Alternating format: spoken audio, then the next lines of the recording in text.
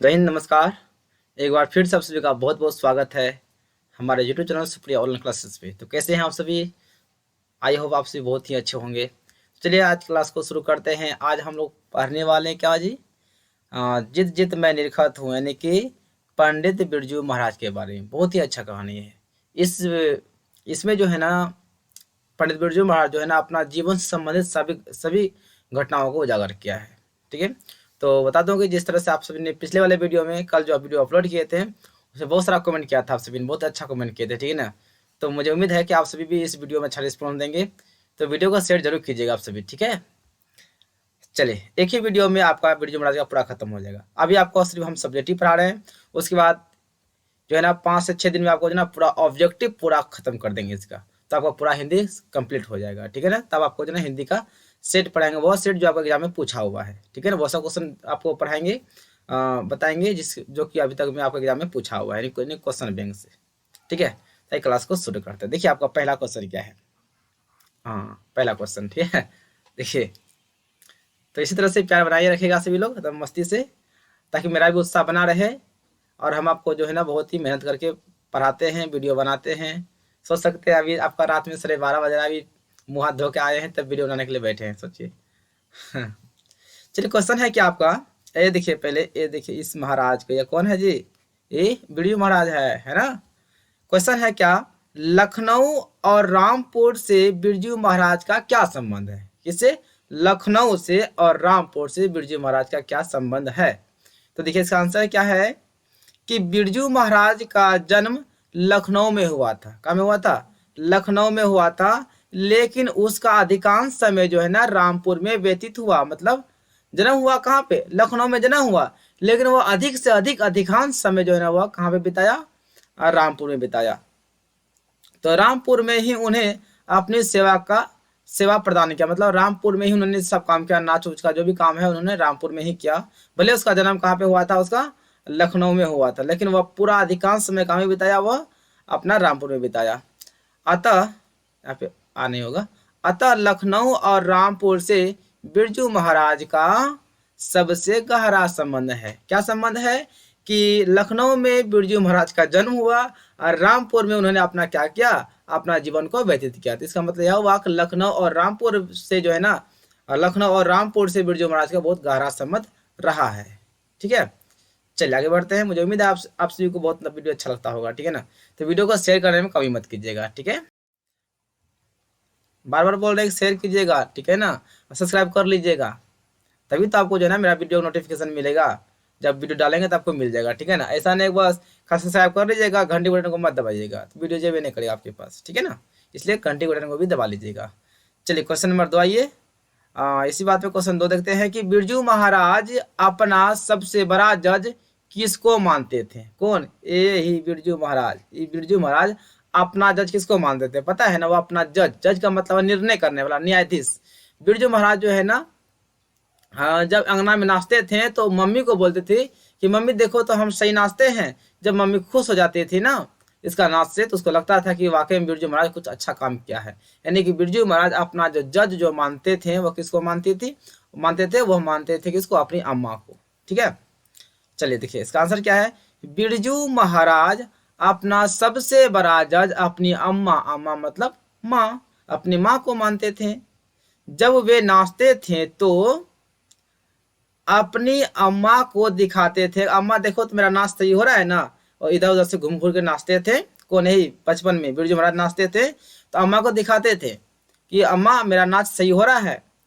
तो अगर यदि उसकी अम्मा उसके नाच से खुश हो जाती थी तो बिरजू महाराज को लगता था कि वास्तव में कुछ अच्छा काम किया है, अच्छा उसका नाच हो रहा है। बिरजू महाराज बहुत खुश हो जाते थे। कब? जब उनकी अम्मा उनके नाच से खुश हो जाते थे तब। ठीक है, चलिए आगे बढ़ते हैं। तो क्वेश्चन नंबर आपके सामने आता है 3, और 3 में क्वेश्चन नंबर अच्छा है कि बिरजू महाराज अपने शागिर्दों के बारे में क्या कहते हैं? मतलब बिरजू महाराज अपने शिष्यों के बारे में क्या कहे हैं? ठीक है ना, कौन? बिरजू महाराज अपने जो जिन जिन शिष्यों को सिखाए थे, जिन जिन मतलब चेला चोटिया को सिखाए थे, अपने चेला के बारे में क्या कहते हैं? जैसे हम लोग अपना चेला के बारे में क्या कहते हैं? जो अच्छा काम कर रहा है तो बोलता है अच्छा काम कर रहा है, बगल में क्या करता है, पहाड़ के बगल में ही कोचिंग खोल देता है। तो इससे क्या पता चलता है, कितने शिक्षक क्या होते हैं, दुखी हो जाते हैं। बट दुखी नहीं होना चाहिए, आपको खुश इस बात से होना चाहिए कि आपका पढ़ाया हुआ शिक्षा जो है ना वो अब बांटते हैं और लोगों को सिखाने का प्रयास करते हैं। इसलिए जो ना बिरजू महाराज काफी खुश थे अपने शिष्यों से कि उसका जो शिष्य था ना पढ़ लिख कर जो है ना बच्चों को डांस सिखाते थे। इससे बिरजू महाराज क्या कहते थे कि शिष्य हमारे क्या करते हैं, काफी अच्छा काम करते हैं और शिक्षा को, नाच को जो है ना, नृत्य कला को ऊंचा स्थान पर पहुंचाने का प्रयास कर रहे हैं। आंसर क्या है कि बिरजू महाराज अपने शार्गिदों के बारे में कहा है कि उनके कुछ शार्गिद बहुत अच्छा काम कर रहे हैं, वे नृत्य को एक ऊंचाई तक ले जाना चाहते हैं। कौन? उनका शिष्य। शार्गिद का मतलब होता है, शार्गिद का माना क्या होता है, उसका शिष्य यानी कि चेला चोटिया होता है, ठीक है ना। लेकिन कुछ शार्गिद बहुत कम सीख कर ही अपने आप को धन्य समझने लगे हैं। तो बिरजू महाराज क्या बोलते हैं, देखिए भाई, हमारे जो शिष्य है ना बहुत ही अच्छा काम कर रहा है, मतलब मेरा सिखाया हुआ ना जो है ना और सब बच्चा को सिखा रहा है, ये अच्छी बात है। लेकिन क्या बोले कि कुछ कुछ ऐसे हमारे शार्गिद हैं, अपने शार्गिद के बारे में क्या कहते हैं, कुछ ऐसे हमारे चेला चोटिया है, कम में सीख कर जो लगता है कि डेली सीख लिया है, अपने आप को धन्य मानता है। कौन? थोड़ा हमारा जो कम सीख लिया है। तो थोड़ा बिरजू महाराज को थोड़ा हंसी भी आ जाता है, कुछ ऐसे हमारे शार्गिद हैं, हमारे शिष्य हैं, चेला चोटिया है, जो कम ही सीख कर जो है ना अपने आप को धन्य मानते हैं और नृत्य का शिक्षा प्रारंभ कर दिए हैं बच्चों लोगों को। ठीक है, आइए आगे। क्वेश्चन नंबर आपका ए रहा 4। बिरजू महाराज के गुरु कौन थे, उनका परिचय दीजिए। बिरजू महाराज का गुरु कौन था, यानी बिरजू महाराज को नृत्य की शिक्षा किसने दी, उस व्यक्ति का परिचय बताना, उसका स्वभाव कैसा था, वे कैसे थे। ठीक है ना। तो देखिए आंसर में क्या है कि बिरजू महाराज के गुरु उनके खुद बाबूजी थे। कौन थे? बिरजू महाराज के गुरु उनके बाबूजी ही थे। वे अच्छे स्वभाव के थे। कौन? उनके बाबूजी बिल्कुल अच्छे स्वभाव के थे। बता दूं आपको उसका स्वभाव क्या था कि मान लो कोई व्यक्ति दुखी में है, कोई व्यक्ति कष्ट में है, वह अपना नाम पे कर्जा उठा कर दूसरे व्यक्ति का मदद कर देते हैं। सोचिए कैसा अजीब आदमी इंसान था। कौन? बिरजू महाराज के बाबूजी अपना नाम पे कर्जा उठा के दूसरे को मदद करते थे, बिल्कुल अच्छे स्वभाव के थे। वह अपने दुख को व्यक्त नहीं करते थे। वे अपना मन का जो दुख है ना, अपना दिल का जो दुख है, वह किसी के सामने नहीं कहते थे, व्यक्त करता ही नहीं था। उन्हें कला से बहुत प्रेम था, नाच गान से उन्हें बहुत प्रेम था। किसको? बिरजू महाराज के बाबूजी को। बिरजू महाराज को उन्होंने ही तालीम दिया। तालीम का मतलब शिक्षा होता है। क्या होता है? तालीम का मतलब होता है शिक्षा। किसकी शिक्षा दी? तो नाच की शिक्षा दी, नृत्य की शिक्षा दी। ठीक है ना। तो बिरजू महाराज के पिताजी ने ही बिरजू महाराज को क्या दिया था? तालीम दिया था। तालीम का मतलब शिक्षा दिया था। जब बिरजू महाराज 9.5 साल के थे, कितने के थे? देखिए ध्यान से, बिरजू महाराज जब 9.5 साल के थे तब उनके पिताजी की मृत्यु हो गई थी। कैसे मृत्यु हो गई थी? तो लू लगने से। लू लगने से उनकी मृत्यु हो गई थी। किनकी? बिरजू महाराज के पिताजी का। ठीक है, चलिए आगे चलते हैं।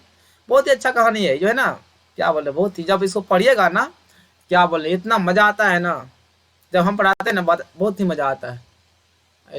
लाइनों जो टपट करता है।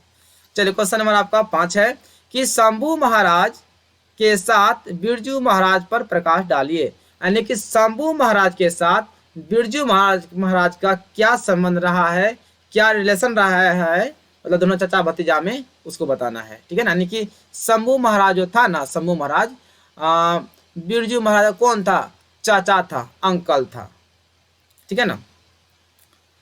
आंसर है क्या? शंभू महाराज बिरजू महाराज के चाचा थे। कौन थे? शंभू महाराज बिरजू महाराज के चाचा जी थे। ठीक है।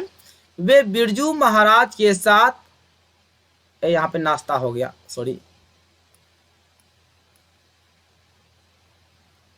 जगह नाचा करते थे। ठीक है ना, यहाँ पे नाश्ता हो गया टाइपिंग करने में। ठीक है ना। तो वे बिरजू महाराज के साथ नाचा करते थे। बचपन में शंभू महाराज का कुछ निर्देशन बिरजू महाराज को भी प्राप्त हुआ था। यानी बचपन में जब बिरजू महाराज बचपन थे, छोटे थे, तो शंभू महाराज ने उनको कुछ शिक्षा भी दिया था, कुछ निर्देशन भी दिया था। लेकिन वही उसका भतीजवा जब बड़ा हुआ ना, तो शंभू महाराज पीछे रह गया और वही बिरजू क्या बन गया? बिरजू महाराज बन गया। जिनको कि बचपन में निर्देशन दिया करते थे शंभू महाराज, वह जो है ना उनका बेटा, उनका भतीजा जो है ना आगे बढ़ गया। लेकिन क्या कहता है, लेकिन बाद में वे हिंदुस्तानी कला साहित्य में क्या हो गए, जम गए। कहा जाता है ना, जो मेहनत करेगा तो उसी का तो होगा ना। शंभू महाराज उतना मेहनत नहीं करते थे, और ज्यादा मेहनत कौन करते थे, बिरजू महाराज करते थे। तो कला अकादमी पुरस्कार किसको मिलेगा, तो बिरजू महाराज को मिलेगा। तो हिंदुस्तानी कला अकादमी में कौन जाएगा, तो बिरजू महाराज जाएगा, है ना। चलिए आगे जाते हैं। क्वेश्चन नंबर आपके सामने 6 है कि रामपुर के नवाब की नौकरी छूटने पर हनुमान जी को प्रसाद क्यों जा रहा है। सोचिएगा, जब आता है कि आदमी ना नौकरी लेने में तरसता है, लेकिन इनके बाबूजी ने हनुमान जी को बोला था क्या, हे हनुमान जी, यदि नवाब के यहाँ का नौकरी छूट जाएगा ना, आपको हम प्रसाद चढ़ाएंगे। तो नौकरी छूट गया। पता है क्यों छूटा था, क्यों प्रसाद चढ़ाया था, कि शंभू ये जो था, बिरजू महाराज जो था ना, मात्र 6 साल का था।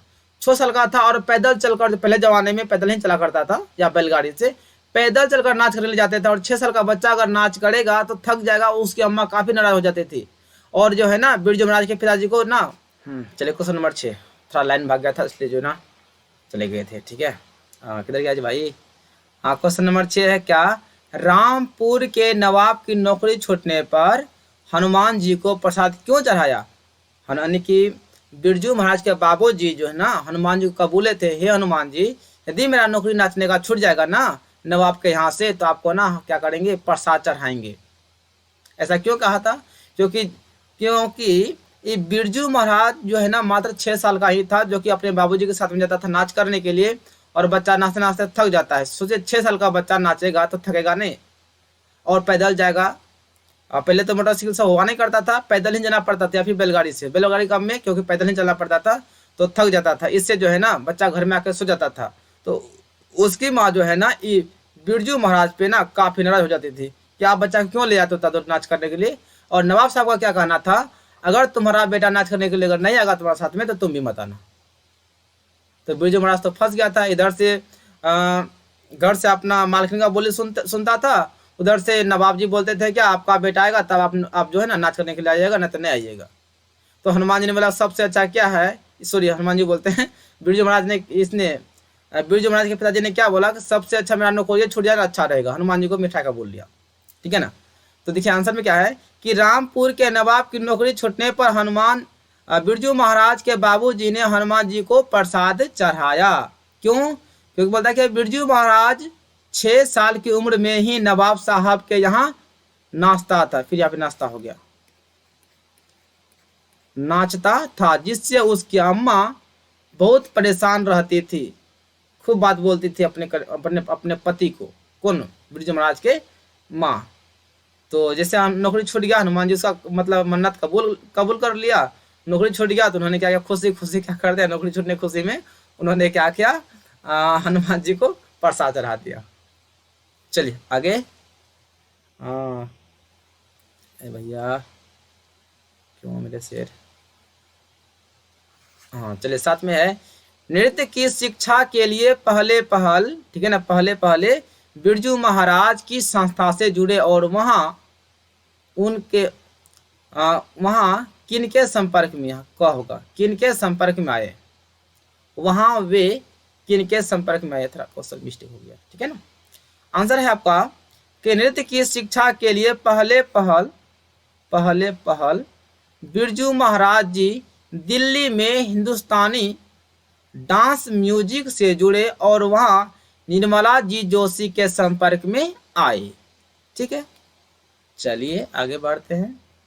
बहुत एकदम निमन क्वेश्चन है, अच्छा क्वेश्चन है, भालो किनके साथ नाचते हुए बिरजू महाराज को पहली बार प्रथम पुरस्कार मिला था। सोचिए किनके साथ वो नाच रहा था जो कि बिरजू महाराज को पहला पुरस्कार मिला था। आंसर है कि शंभू महाराज चाचा जी एवं बाबूजी के साथ नाचते हुए बिरजू महाराज को पहली बार प्रथम पुरस्कार मिला था।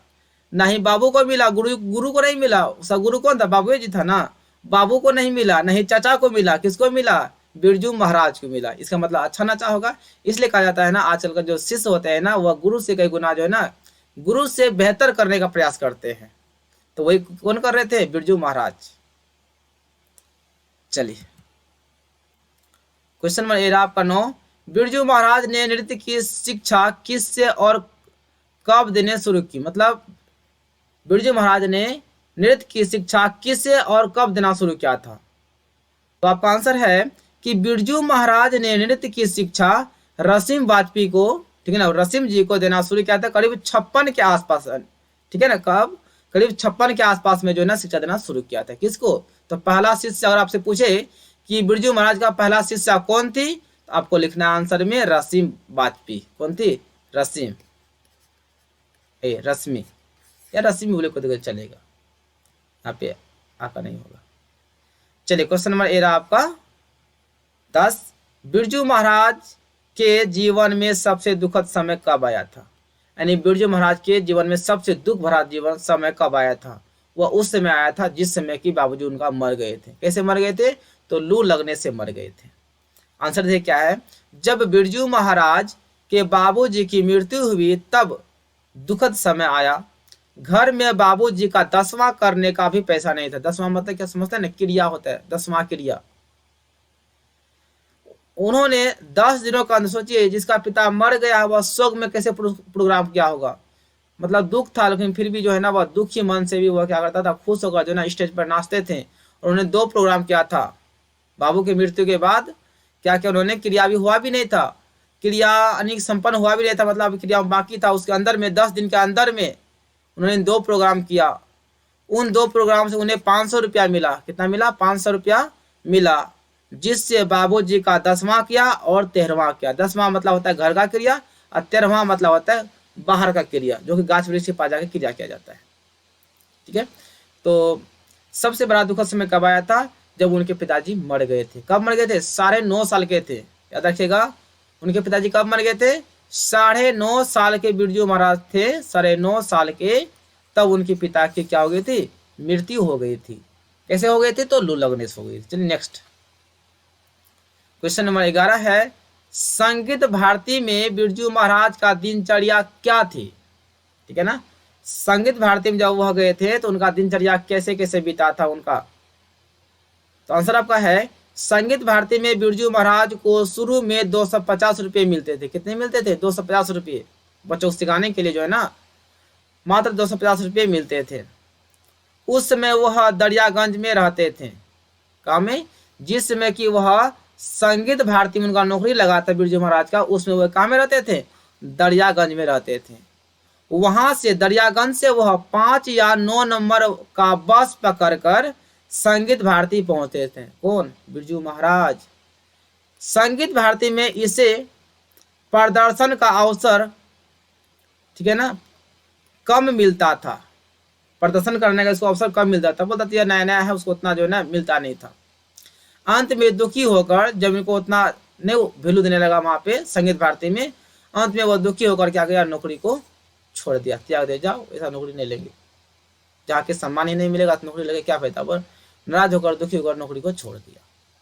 चलिए आगे क्वेश्चन नंबर ए रहा आपका 12। बिरजू महाराज कौन कौन से वाद्य यंत्र बजाते थे? आंसर है, बिरजू महाराज सितार बजाते थे, गिटार बजाते थे, हारमोनियम, बांसुरी इत्यादि वाद्य यंत्र बजाते थे। जो कि आपके सामने क्या हारमोनियम है, गिटार है, ढोलक है या बांसुरी है। चलिए नेक्स्ट बढ़ते हैं। क्वेश्चन नंबर 13 और लास्ट क्वेश्चन है कि अपने विवाह के बारे में बिरजू महाराज क्या बताते हैं? अपने शादी के बारे में क्या बताते हैं? आंसर आपका है कि बिरजू महाराज की शादी 18 साल की उम्र में हो गई थी। कब हो गई थी? 18 साल की उम्र में उनकी शादी हो गई थी। उस समय विवाह करना महाराज जी अपनी गलती मानते थे, लेकिन बाबूजी की मृत्यु के बाद माँ अकेली कुछ नहीं कर पाती थी, इसलिए महाराज जी को शादी करना पड़ा था। महाराज शादी को नुकसानदेह मानते हैं, विवाह के कारण ही नौकरी करते रह गए। देखिए भाई, जो लड़का नहीं काम करता है ना, उनका ब्याह करा दीजिए, ठीक है ना, वो काम खोज खोज के करेगा। जो बच्चा अभी काम नहीं करता है, दिन भर फ्री फायर खेलता है ना, उस बच्चा को शादी करा दीजिएगा ना, वह काम खोज खोज के करेगा। वही था बिरजू महाराज के पास। जब शादी करा दिया ना, बेचारा क्या हो गया? फंस गया और वह नौकरी करते रह गया, चाह के नहीं छोड़ पाया नौकरी। तो कहने मतलब हुआ, बिरजू महाराज अपने शादी के बारे में क्या बताते हैं कि मेरा शादी जो है ना 18 वर्ष की उम्र में ही हो गया था, जो कि 18 वर्ष की उम्र में बच्चों की शादी नहीं करनी चाहिए। और उसमें में शादी करना नुकसानदेह होता है, शरीर भी खराब हो जाता है, समझ रहे हैं ना सभी लोग, शरीर भी खराब हो जाता है और सही से बच्चा 18 साल का बच्चा सही से विकसित नहीं हो पाता है। और ऐसे शादी को जो है ना बिरजू महाराज नुकसानदेह बताते हैं। लेकिन जब उनके बाबूजी मर गए तो उसकी माँ अकेली पड़ गई, और अकेली पड़ने के बाद जो है ना काम करने वाला कोई नहीं था, बुढ़िया कितना करेगी काम, तो लास्ट में जो है ना लाचार होकर इन्हें शादी करना पड़ा। और जैसे शादी कर लिया तो यह चाह कर नौकरी नहीं छोड़ पाया, तो वह टाइम पे अपना नौकरी पे जाता था और काम करता था। शादी के बाद वह नौकरी करते रह गए। तो यही था आपका बिरजू महाराज का कथा था, ठीक है ना। मुझे उम्मीद है कि आप सभी को मेरा जो लैंग्वेज है, मतलब हिंदी का जो टाइपिंग किए हैं, मतलब जो क्वेश्चन है, आप सभी को बिल्कुल अच्छा लगा होगा। और अच्छा लगना भी चाहिए, क्योंकि आपको जो है जो भी हम बताते हैं ना बिना किसी गाइड का, बिल्कुल आज जो है अपना सटीक भाषा किताब को 2 बार 3 बार पढ़ते हैं, उसके बाद जो मास क्वेश्चन को सिलेक्ट करते हैं, ठीक है। तो आई होप आप सभी को वीडियो बहुत ही अच्छा लगा होगा। अगर वीडियो अगर अच्छा लगा होगा तो लाइक, सब्सक्राइब और क्या बोलते हैं शेयर कर दीजिएगा, और प्यारा सा कमेंट लिख दीजिएगा कि आपको मेरा वीडियो कैसा लगता है हिंदी का। अगर आप सभी बोलेंगे अच्छा है तो बहुत ही अच्छा रहेगा, और कोई भी कमी है तो आप सभी जरूर बताइएगा कि सर यहाँ पे कमी है, कमेंट जरूर कर दीजिएगा, ठीक है ना। तो हम संडे को जो है ना आप सभी का कमेंट का रिप्लाई देंगे, संडे को एक वीडियो बनाएंगे, इसमें आपको बताएंगे कि आप सभी का किस व्यक्ति का कैसा कमेंट आया है, सब जो है ना आपको संडे के दिन जो है ना रिप्लाई करेंगे, ठीक है। तो बाय, ऑल द बेस्ट सभी को, गुड नाइट। आपका 1:05 हो चुका है, ठीक है ना। Bye, all the best, thank you video देखने के लिए, बहुत बहुत धन्यवाद आप सभी को।